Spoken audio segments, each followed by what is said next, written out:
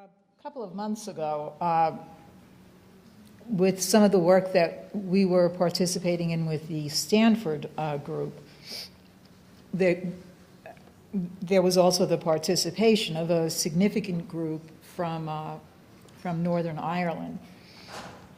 And it was at a real crisis point for Ireland that was reflected, I think, in the good news of a very big win for Gerry Adams and Sinn Féin. But now we have a question from there. And it says, Mr. LaRouche, first and foremost, hello from Belfast. We bring you greetings.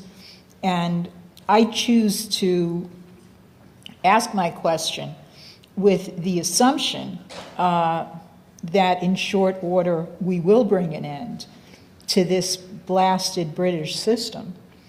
But then we have the task of building nations and undoing the destruction that was done to our planet. I've been studying since I've gotten back home, and I, for one, am fascinated and inspired by many of the ideas so vividly presented on your website. As a currently underemployed architect, I fully expect that one day very soon I will be able to participate in the kind of world-changing infrastructure projects that you champion. But I have a question regarding your view of classical composition in the arts relating to the field of architecture and the built environment.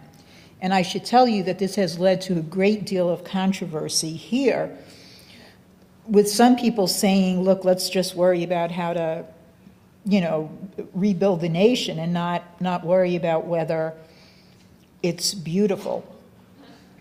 He says, I'm sure that the subject of architecture has crossed your ever-inquiring mind. And I was wondering if, to your mind, classical composition in architecture is fully compatible with a technological approach. Would they be separate motives at times? How do you see the built environment of the future? I personally believe that, in fact, the two are compatible, but I don't think this is a minor question, because we really are talking about building nations, and it's a time at which these questions are really quite urgent and quite compelling. Well, you happen to be absolutely correct. And I'm standing here to prove it to you. I thought you'd like the proof. You deserve it. I mean, being Irish, you deserve a lot of things. Because, you have the British around your neck. And that's a terrible thing to put up with. Ever since William of Orange in particular. It's a very, very nasty bastard. You know what I mean? Anyway, but the basis for this, the simplest illustration of this, you had a fellow called Brunelleschi in the early to late part, the middle part of the century.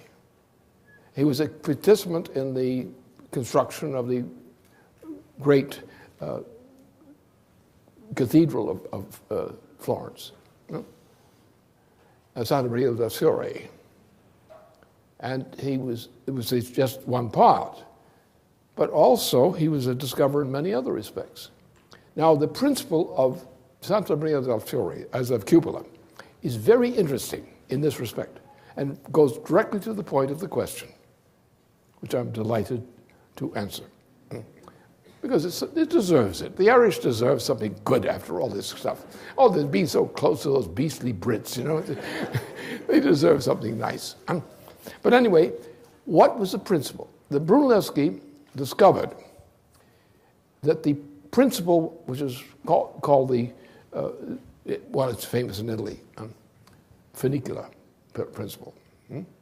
The funicular principle, which applies to taking a rope and dropping it across a crevasse, and you put pins on either side of the crevasse, and you build a rope bridge.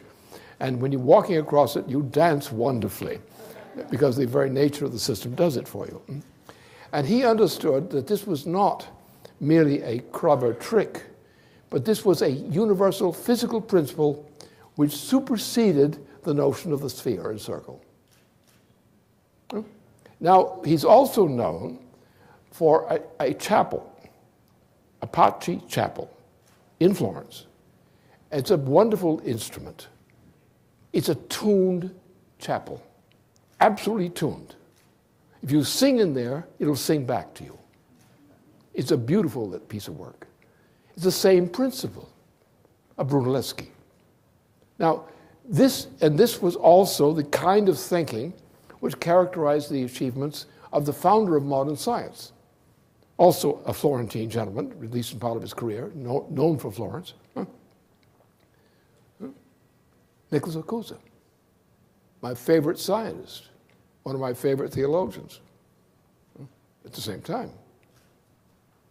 And this concept shows that the exhibits, as in the Pace Chapel or in the Santa Maria della Fiore in the cupola, it demonstrates that what we call art and science coincide in principle. That's the virtue of the argument made by the questioner. Precisely that. There is no difference. In point of fact, much more important to say about it is that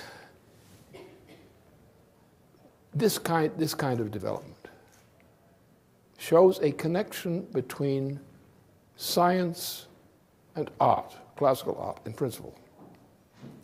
What's that connection between these two phenomena, classical art and classical science? Well, the principle is simple, that all creativity, human creativity, is based on this principle. The art of science depends upon the art of creativity, human creativity. Human creativity is explicitly artistic, not physical. It belongs to the Department of Physics, yes, but it's in the imagination. It's in the principle of metaphor, as typical of the whole principle. The human powers of creativity, which we know as science, are born in art and in great principles of art as exhibited by the case of the Pace Chapel, which is a miracle in itself, and by Brunelleschi's development of the cathedral of Santa Maria della Fiore. So therefore, there is no difference between science and art. Science is a product of classical art. So therefore, my dear questioner, you are absolutely right.